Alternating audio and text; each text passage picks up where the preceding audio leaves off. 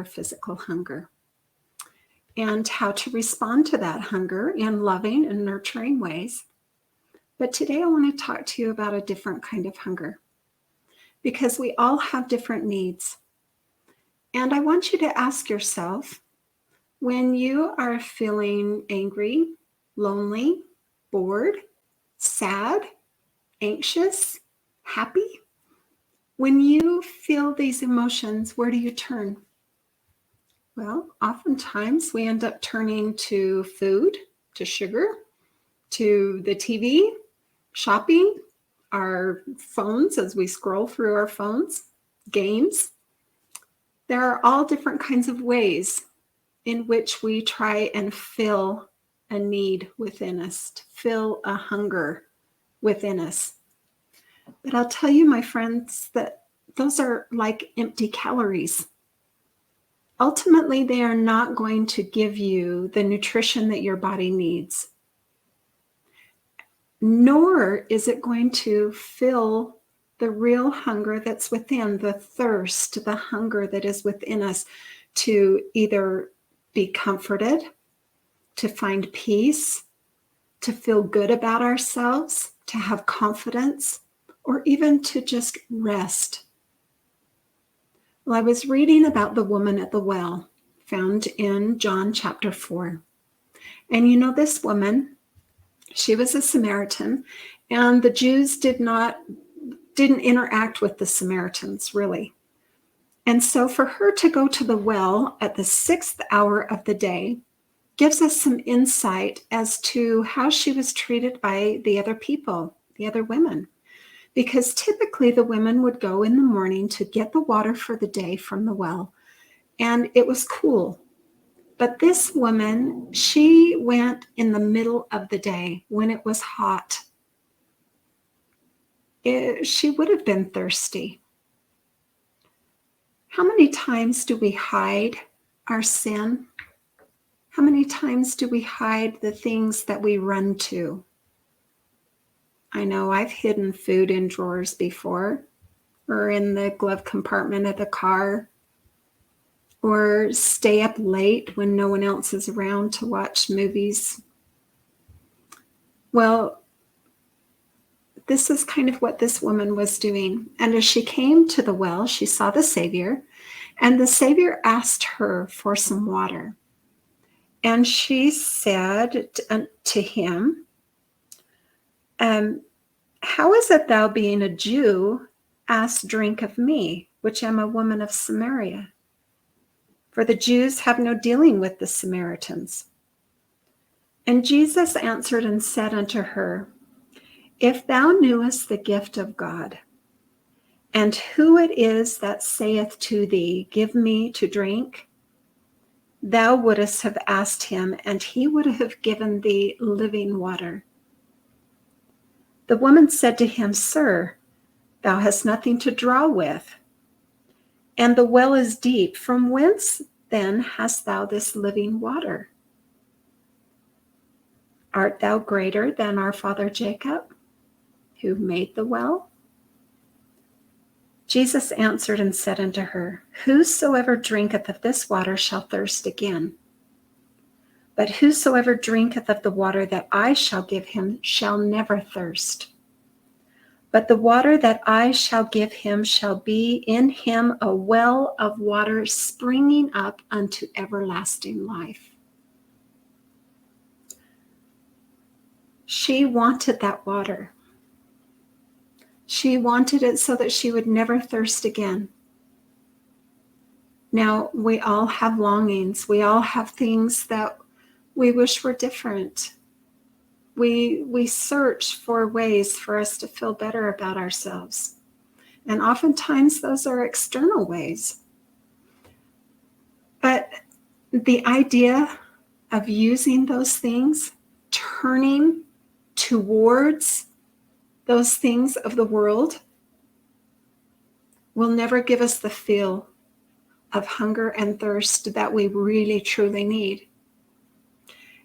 And it was eye-opening to me to read through this and recognize that even though I was asking the Lord to help me to help me to recognize his spirit, to act on the things that I was receiving. In those moments of need, of overwhelm, of that heavy emotion, I was turning to things outside of Christ. And yet he is the source of living water. He is the bread of life. He said the same thing about that with him, that you would never hunger again. So our true hungering, in order for that to be filled, is to turn to the Lord. Turn to the Lord for comfort. Turn to the Lord for peace.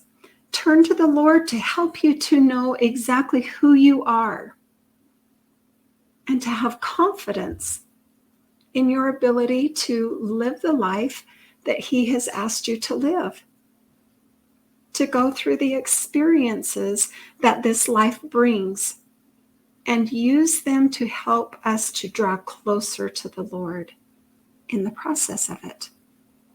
Because, with faith-filled mindful living and nutrition, it's more than just changing what you eat. It's more than just being present in your day. The whole point of faith-filled mindful living and nutrition is to help you to turn to the source, help you to turn to the one when you are mindful and able to recognize God's hand in your life and feel gratitude for it. It's being able to turn to the one who knows your body, who is our creator, who is the healer, the master healer. He is the living water. He is the bread of life.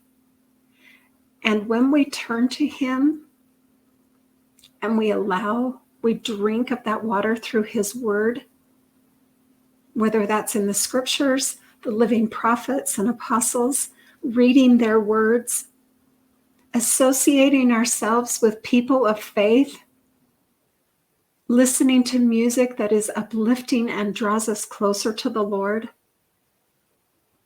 it will well up inside of you and fill that hunger and thirst like nothing else will. The Savior says, "Come, follow me. Come, all ye who labor and are heavy laden, and I will give you rest." The Savior is the answer to every need, to every hunger and want that we have in our lives, in every moment.